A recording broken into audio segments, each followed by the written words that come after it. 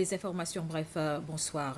La police traite le décès de Sylvana Jeanne comme un meurtre. Elle a annoncé que le partenaire de Madame Jeanne a été arrêté hier et il a comparu devant la Cour suprême ce matin. On se souvient que c'était hier que le corps de Madame Jeanne a été découvert dans un ruisseau à l'extérieur de sa maison à Pralin. Le suspect comparaîtra à nouveau devant la Cour suprême le 18 août. Une opération de recherche est en cours pour retrouver un membre d'équipage manquant à bord du bateau de pêche Malise. Selon l'autorité de sécurité maritime des Seychelles, Malise a quitté le port de Victoria avec 3 membres d'équipage à son bord hier après-midi à des fins de pêche et a été reconduit à port Victoria par le garde côtière vers 13 heures aujourd'hui. Pour le moment, la cause de l'incident reste inconnue.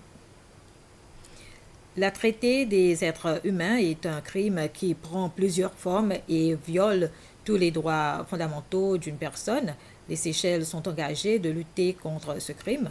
Le ministre des Affaires intérieures, Errol Fonseca, a établi un secrétariat afin de coordonner cette lutte. Le ministre Fonseca a fait cette déclaration à l'Assemblée nationale ce matin. Je vous rappelle que la journée mondiale de lutte contre la traité des êtres humains est commémorée le 30 juillet chaque année. Les habitants de la région appelée Dommerle à Belazar, en particulier les agriculteurs, continueront à subir un grave manque d'eau tant que la PUC n'aura pas de place pour installer un réservoir d'eau qui leur fournira de l'eau traitée. Le ministre de l'Agriculture, du Changement climatique et de l'Environnement, Flavien Joubert, a donné des précisions sur le projet d'eau lors de l'heure des questions à l'Assemblée nationale hier. Le projet vise à connecter 22 familles de la région de Belazar avec de l'eau traitée.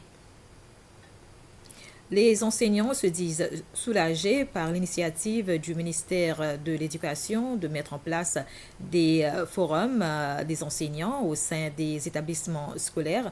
Celles-ci permettront aux enseignants d'exprimer leurs préoccupations et de faire des suggestions avec le ministre de l'Éducation et son équipe de direction lors de rencontres qui se tiendront assez souvent à l'avenir.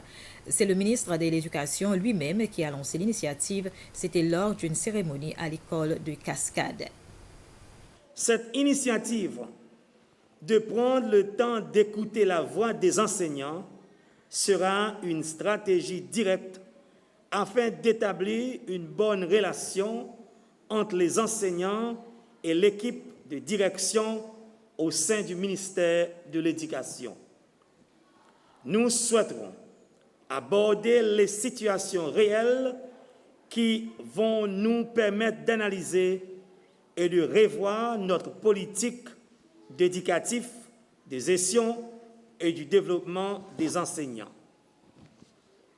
Nous souhaiterons placer les enseignants au centre de leur propre épanouissement professionnel et nous voulons également redynamiser les apprentissages et développer l'école en utilisant cette nouvelle approche.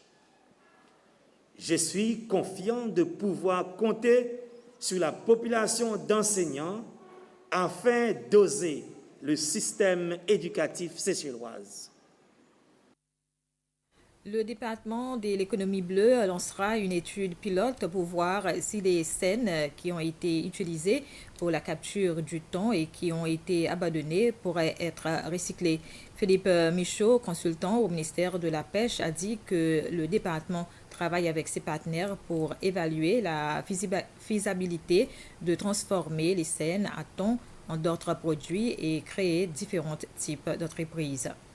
C'est un projet pour utiliser et valoriser les engins de pêche, c'est-à-dire les seines et autres choses, de sorte qu'on va vers l'économie circulaire.